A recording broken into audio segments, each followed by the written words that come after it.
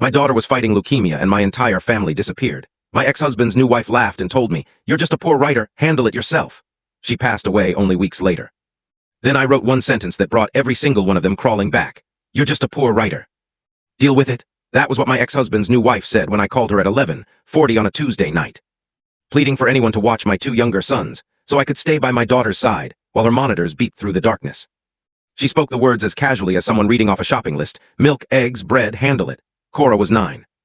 Her leukemia had returned after a year in remission, the sort of setback the oncologist described to me in a quiet conference room where a box of tissues waited on the table. As if they already knew I would need them. The hospital sat 90 minutes from my home. As a freelance writer, I had no sick leave, no paid time off, and no safety net, because safety nets depend on other people, and I was about to discover how few I truly had.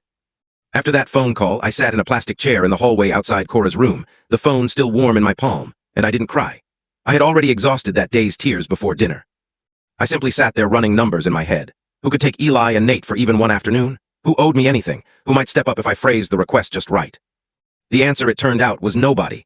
I walked back into my daughter's room and picked up a pencil. I didn't realize yet that it would become the only instrument that eventually carried me through everything.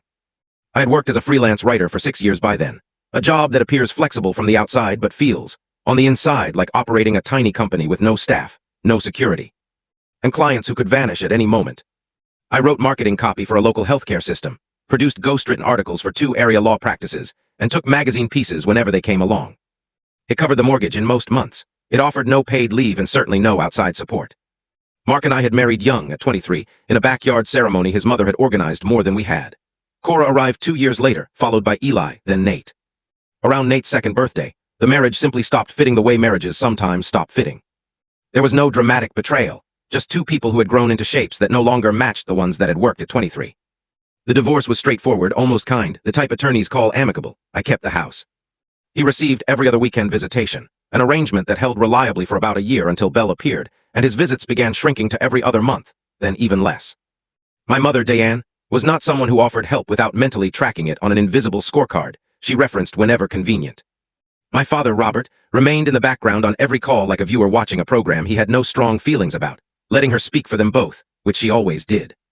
My ex-husband Mark and I had separated 4 years earlier in an ordinary divorce, and he had remarried within 18 months to a woman named Belle, who had made it plain in countless subtle ways that our children were an annoyance she put up with rather than family she had chosen. Cora received her diagnosis of acute lymphoblastic leukemia in the spring she turned 8, and treatment succeeded for a full year. She entered remission that October, lost her hair and watched it grow back even curlier, returned to school, and enjoyed one wonderful spring of soccer before the exhaustion returned. I convinced myself the tiredness meant nothing. Children get worn out. Soccer season is demanding. I repeated that to myself for nearly 3 weeks until the lab results arrived and Dr. Priya Nasir, her pediatric oncologist, asked me into that same small conference room with the same box of tissues, and gently explained that the leukemia had come back and would be more difficult this time. I can still picture that conference room with surprising clarity, a poster about hand-washing on the wall, the floral tissue box that felt almost mockingly bright. Dr. Nasir's voice stayed calm and measured as she described the word relapse, in language a mother of an 8-year-old could absorb despite the roaring in her ears. She chose the phrase, harder to treat, instead of anything harsher, and I felt grateful for that gentleness even while understanding what lay beneath it. Looking back, I should have recognized how isolated I truly was. During Cora's first round of treatment the year before, my mother had never once volunteered to watch the boys overnight. She visited the hospital twice, brought flowers once, and mostly sent messages asking for updates she could share with her garden club. I told myself that was simply her way, that she cared in her limited fashion, that presence wasn't the only form of love. I held onto that explanation for a long time. The relapse is what finally began dismantling it. I phoned my mother first on the night I learned Cora would be readmitted, still believing a gravely ill grandchild might be the thing that reached her. "You chose this life," she said when I asked if she could take Eli and Nate for even a few days. "Don't drag us into it, chose it." As if Cora's cancer had been put to a vote, and I had cast the deciding one. I stood in the hospital parking garage when she spoke those words, phone pressed so tightly to my ear it left a red imprint, the overhead fluorescent lights humming softly.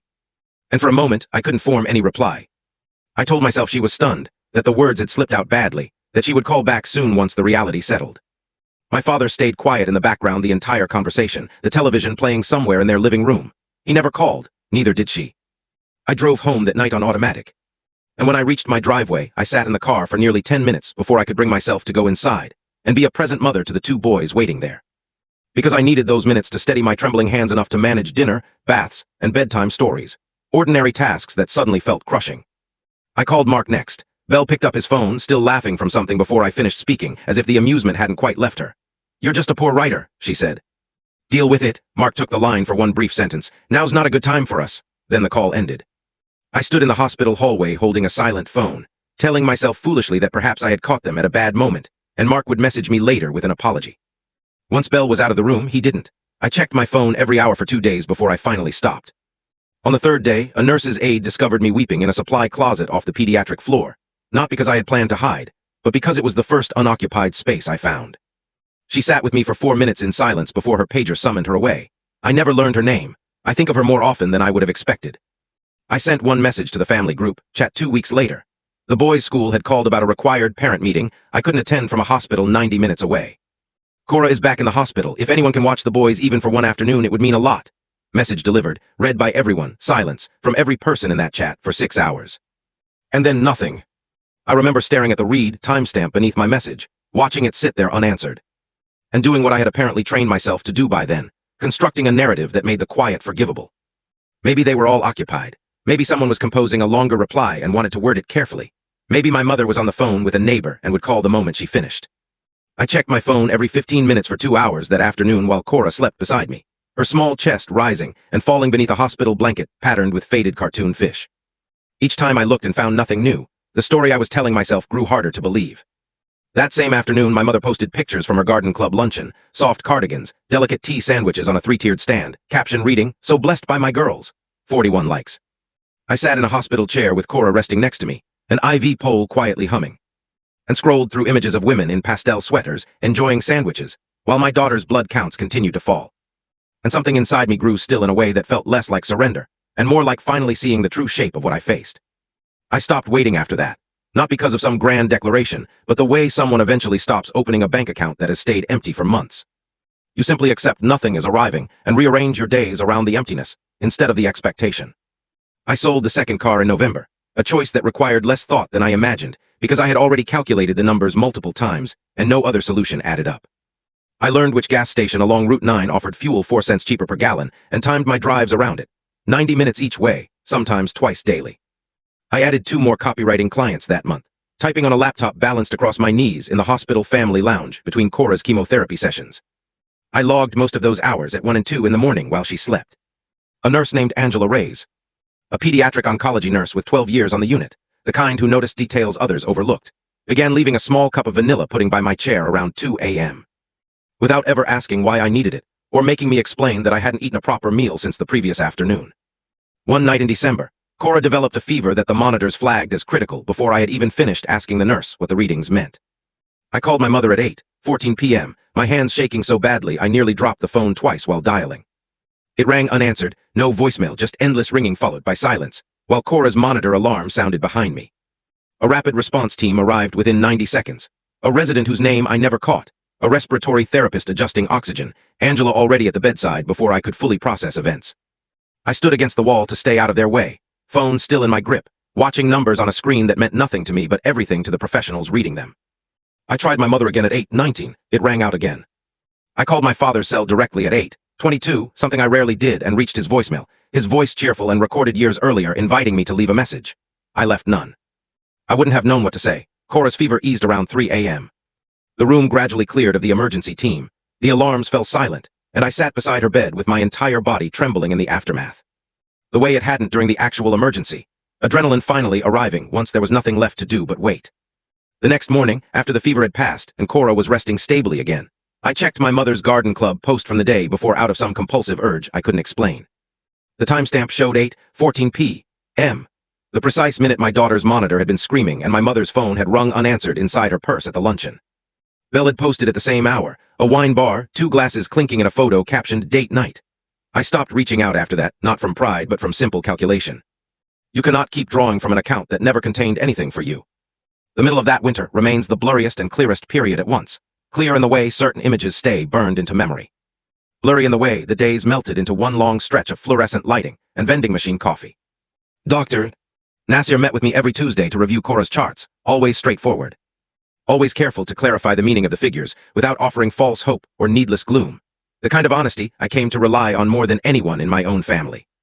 "I'll tell you exactly what I know and exactly what I don't," she said at our first meeting after the relapse, "and I need you to trust that when I don't have an answer. It's because there genuinely isn't one yet, not because I'm shielding you." I held onto that statement more than I expected. The hospital's oncology social worker, Renee Acaffer, LCSW, assisted me with applications for hardship grants through the hospital foundation and a state program for families facing catastrophic childhood illness. Paperwork so thick I kept it in its own labeled folder, organized the way I had once arranged freelance invoices. Renee also linked me with a local nonprofit that funded 2 months of childcare for Eli and Nate. The provider, Marisol, a licensed in-home caregiver, collected the boys from school on days I couldn't be there and never once made me feel like an imposition, something my own mother had failed to do in 9 months. That same winter, I hired a family law attorney, not for anything dramatic, but simply to understand my options regarding Mark's child support, which had quietly fallen behind twice that year, while he claimed through his lawyer that his construction business faced difficulties. The attorney, Deborah Klein, who had seen every version of a father fading when life grew difficult, helped me pursue wage garnishment through the county's Child Support Enforcement Office. It took 4 months to take effect. When the first payment arrived, it felt less like a win and more like confirmation that I would have had to fight for that money regardless of whether my daughter was dying, an ache all its own. Deborah also pointed out something I hadn't considered, whether I had records of the family's repeated refusals to help, in case it ever became relevant for future custody matters involving Eli and Nate. "You don't need it now," she told me, "but courts notice patterns and patterns need documentation." I began maintaining a folder after that, printouts of the group chat. Dated screenshots, not because I anticipated courtroom use, but because her advice finally gave me permission to stop pretending the pattern wasn't real. I want to be truthful about something. I didn't manage everything gracefully. There were nights I screamed into a pillow in the hospital family lounge so Cora wouldn't hear me through the wall. There was a week in January when I forgot to pay the electric bill because I had slept no more than 3 hours across 5 days. I sat on hold with the utility company for 40 minutes, crying quietly, while a recorded voice announced my estimated wait time. A hospital chaplain named Father Owen Tully found me in the family lounge one of those nights. He didn't press me to speak. He simply sat 2 chairs away and remained until I was ready, which took nearly an hour. I am not the hero of this story, and the polished way stories usually prefer their tellers to be. I was simply a woman running on empty and vanilla pudding, attempting to exist in 2 places at once, and mostly falling short at both. Cora died on a Sunday morning, early and quiet, while the hospital hallway outside her room still lay dim with pre-dawn light. Dr. Nasir had told me the week before, as gently as such news can be delivered to a mother, that we had run out of reasonable options. I held my daughter the same way I had held her the day she was born, 9 years and 4 months earlier, in a different hospital on a different kind of morning. Angela stayed. She said nothing. She simply remained, adjusted the blanket once, and gave me the room. I don't remember driving home that morning. I remember Eli and Nate's faces when I told them. 5 and 3 years old, too young to grasp, gone, fully, but old enough to sense that the house had changed shape forever. I remember calling my mother to tell her, my voice sounding flat and foreign to my own ears, and hearing her begin crying immediately and loudly in a way that felt, even then, more staged than genuine, grief arriving on schedule the way it does for people who have practiced how sadness should appear rather than simply experiencing it. At the funeral 4 days later, my mother wept more dramatically than anyone else, loudly enough that people too rose back, turned their heads, and told a cousin within my hearing. "We did everything we could," I didn't correct her. "You don't argue at your daughter's funeral." I stood there in a black dress purchased 2 days earlier, because I owned nothing suitable. And I allowed my mother to perform her sorrow for the audience, because I had nothing left to spend on correcting the record. Mark stood near the back with Belle, and left before the reception. I remember thinking distantly that watching him go stirred almost nothing in me. No relief, no rage. Only the dull fatigue of a woman who had already spent every feeling she possessed months earlier in a hospital hallway on a night when no one answered the phone. Angela gave me a notebook about 6 weeks later at a grief support meeting she had begun attending on her own time, off duty, because she said she couldn't stop thinking about our family. "Write it down," she told me, pressing the notebook into my hands in the parking lot afterward, "even the parts you can't say out loud." I didn't expect to use it. It sat on my kitchen counter for 11 days, unopened. A plain black notebook I kept planning to put away and never quite did. I opened it that same night I finally broke, sitting at my kitchen table at midnight with Eli and Nate asleep upstairs, a glass of wine I never finished warming beside me. I wrote the first sentence almost by accident, the way you sometimes realize you're crying before you feel the tears on your face. The first sentence described that phone call, Belle's laugh, the exact words, the flat grocery list tone of them. Once that sentence existed on paper, the next came more easily, and the one after that easier still. Over the following 8 months, in whatever scraps of time a freelance writer raising 2 grieving little boys could gather. Early mornings before the boys woke, stolen hours during naps. Full weekends after especially difficult sessions with Renee, when writing felt like the only language still capable of making sense. It became a book. I changed every name except Cora's. She had earned the truth of her story.